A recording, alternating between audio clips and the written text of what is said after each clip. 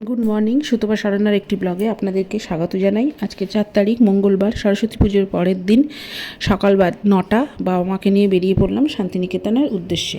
এখন আমরা যাচ্ছি ইলামবাজার জঙ্গলের মধ্য দিয়ে। ইলামবাজারে যাওয়ার এই রাস্তাটা এত সুন্দর, তো এখানে একটু দাঁড়িয়ে পড়লাম আমরা একটু ফটোশ্যুট করার জন্য।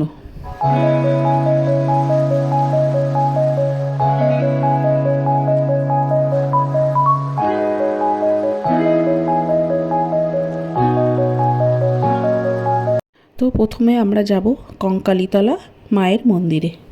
আমরা পৌঁছে গেছি কঙ্কালীতলা মায়ের মন্দিরে।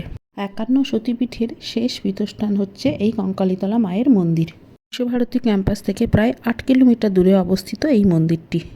স্থিত আছে সতীর দেহত্যাগের পর শক্তির কোমর এইখানে পড়েছিল।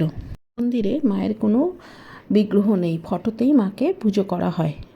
এই মন্দিরে প্রতিদিন প্রচুর ভিড় হয়। আপনারা যদি মন্দিরে পুজো দিতে চান তাহলে মন্দিরের বাইরে ডালা বিক্রি হচ্ছে, তো আপনারা সেখান থেকে সেই ডালা সংগ্রহ করে আপনারা মন্দিরে পুজো দিতে পারেন। মন্দির চত্বরে এখানকার মানুষেরা তাদের হাতে তৈরি সুন্দর সুন্দর জিনিসপত্র বিক্রি করছে।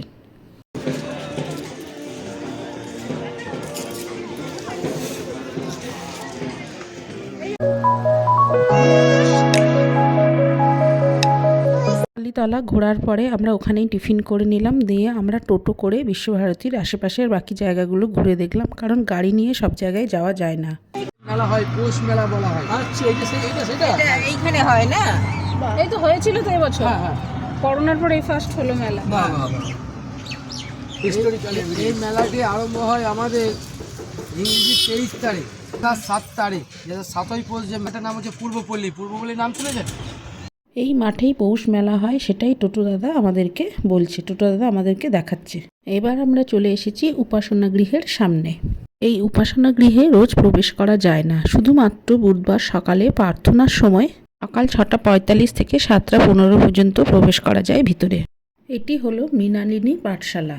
এটি রবীন্দ্রনাথ ঠাকুরের স্ত্রী মৃণালিনী দেবীর স্মৃতির উদ্দেশ্যে তৈরি। কোনো সকালবেলা দেখতে পাবেন ছোট ছোট ছেলেমেয়েরা গাছের তলায় বসে পড়াশোনা করছে। আর এটি হলো ছাতিমতলা। এই ছাতিমতলাতেই শান্তিনিকেতনের শুরু। আগে শান্তিনিকেতনের নাম ভুবনডাঙ্গা ছিল। রায়পুরের জমিদার ভুবনমোহন সিংহের নাম অনুসারে এই নাম। রায়পুরের এই সিংহ পরিবারের সাথে রবীন্দ্রনাথ ঠাকুরের পিতা দেবেন্দ্রনাথ ঘনিষ্ঠতা ছিল। দেবেন্দ্রনাথ ঠাকুর একবার সিংহ পরিবারের নিমন্ত্রণে যাচ্ছিলেন। পথে ভুবনডাঙ্গায় রাত হয়ে যায়। ছিল জ্যোৎস্না রাত। মাঠে পথের মধ্যে ছিল 2টি ছাতিম গাছ। এইখানেই তিনি কিছুক্ষণ বিশ্রাম নিয়েছিলেন। যদিও ছাতিম গাছ 2টি এখন মারা গেছে, তবে আবারও 2টি ছাতিম গাছ এখানে বসানো হয়েছে। লালজনের সেই ঐতিহ্যটাকে আজ পর্যন্ত সেইভাবেই ধরে রাখা হয়। আর এখান থেকে বিশ্বভারতী ছাত্রছাত্রী যারা পড়াশোনা করে পাস করে যারা বেরিয়ে যায়, তাদেরকে এই ছাতিমতলাতেই সমাবর্তনটা দেওয়া হয়।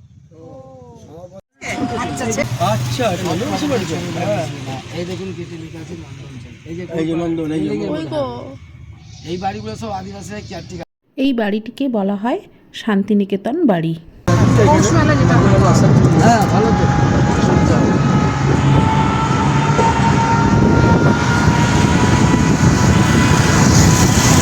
এইগুলো সব পড়াশোনা করানো হয়। হ্যাঁ, আচ্ছা। এসব ডিপার্টমেন্ট, একটা ডিপার্টমেন্ট ভাগ করা আছে।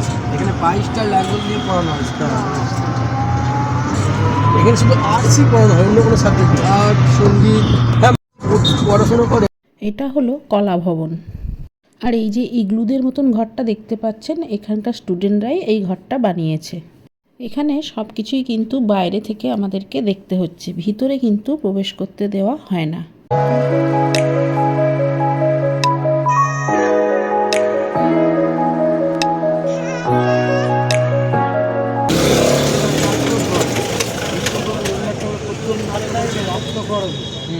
এটা পুরোটাই হল ঘর। এখানে আচ্ছা, ওনার কোয়ার্টার এটা অলকাপুরি। আর ওই ডাক্তারবাবু, এই দেখুন, এই যে হাতের কাজগুলো দেখছেন স্যার, হ্যাঁ, ওই ডাক্তারবাবু নিজে হাতে বানিয়েছে। তাই? খুব ভালো ইয়ে। হ্যাঁ, মানে এখানে শিখে গেছেন। ঠিক আছে, চলো। হয়েছে? হ্যাঁ। বাহ, সুন্দর সুন্দর বাংলাগুলো বোধ।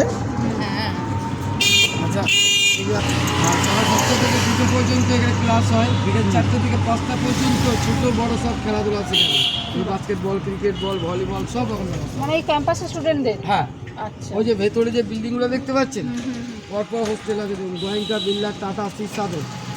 রবীন্দ্রসঙ্গীত গবেষণা কেন্দ্র। আচ্ছা। এখানে রবীন্দ্র এখানে রবীন্দ্রসঙ্গীত নাচ শেখানো হয়, গানটা শেখানো হয়। গান শেখানো হয় সন্ধ্যে 7টা থেকে 8টা, 1 ঘন্টা। তাই? হ্যাঁ, স্টুডেন্টদের জন্য শুধু স্টুডেন্টদের জন্য। ওই দেখুন পাথরের কালচার দেখতে হ্যাঁ, পাচ্ছেন, হ্যাঁ, হ্যাঁ। এগুলো স্টুডেন্টরাই বানিয়েছেন, পাথরকে কেটে কেটে মূর্তি।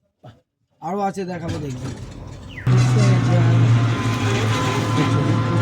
আচ্ছা, এই যে আমার পৌষ মেলাতে আগেকার দিনে মেলাতে সার্কিস আসতো।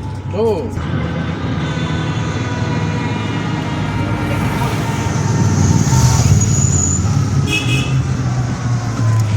বাড়িটা পুরো মাটির বাড়ি। এই যে যিনি রবীন্দ্রসঙ্গীতের নাম করা মাস্টারমশাই ছিলেন, রবীন্দ্রনাথ ঠাকুরের ছাত্র ছিলেন, এই বাড়িটি তৈরি করেছে 1930 সালে। ওই দেখুন বোর্ডে লেখা আছে, দেখতে পেয়েছেন?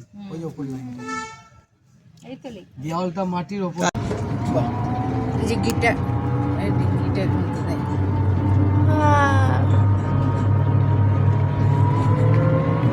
বাহ। ক্যাম্পাসের বাইরে এরিয়া, হ্যাঁ। আচ্ছা, এটা গেস্ট বৈশালী এটা পৈশালী হোটেল। আচ্ছা, এগুলো ক্যাম্পাসের বাইরে চলে গেলাম। ডান দিকের রয়েছে ক্যাম্পাস। আচ্ছা। এই ওয়াটার হোস্টেল।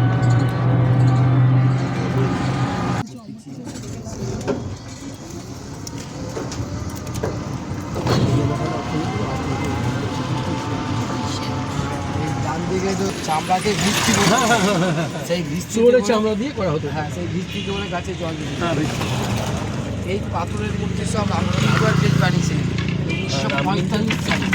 এইগুলো বড় না, হ্যাঁ, এইগুলো বেড়ে গেলে ছাত্র আবার হাত দিয়ে বাড়ি রাখেন। সে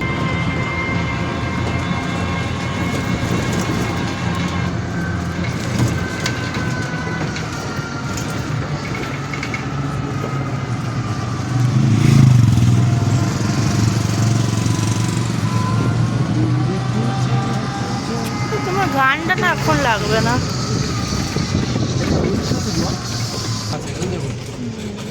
পাঁচিলে। পুরোটা লিখতে পারেনি আর আঁকতে পারেনি তো, মানে এঁকে ছিল, রং করে দিয়েছিলেন।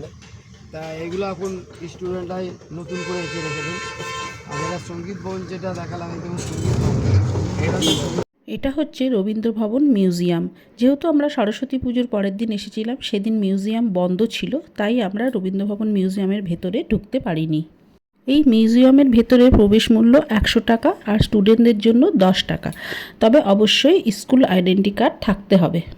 মিউজিয়ামের ভিতরে কবিগুরুর ব্যবহৃত জিনিসপত্র, চীন জাপান থেকে পাওয়া উপহার, ছবি আঁকার সরঞ্জাম, গানের রেকর্ড, আরও অনেক কিছু রয়েছে। আর রয়েছে চুরি হয়ে যাওয়া নোবেল প্রাইজের একটি রেপ্লিকাও।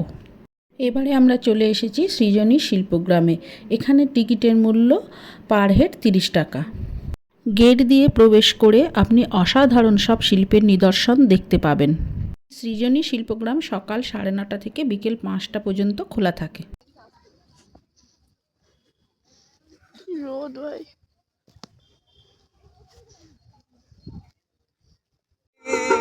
আমার মনের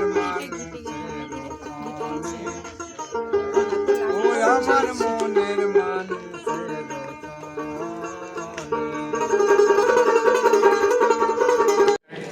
এবারে আমরা চলে এসেছি সুরুল রাজবাড়ি দেখতে। প্রায় 300 বছরের পুরনো এই রাজবাড়িটি। এই রাজবাড়িটি সরকার পরিবারের দ্বারা 1750 দশকে নির্মিত হয়েছিল। এই জমিদার বাড়ির দুর্গাপুজো বিশেষভাবে পরিচিত।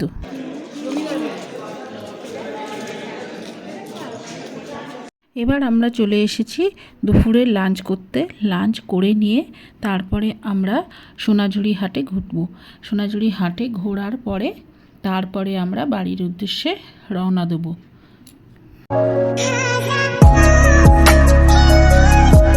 রবীন্দ্রনাথ ঠাকুরের স্মৃতিবিজড়িত এই স্থানের অন্যতম আকর্ষণ হলো সোনাঝুরির হাট। এই হাটের প্রধান আকর্ষণ হস্তশিল্প।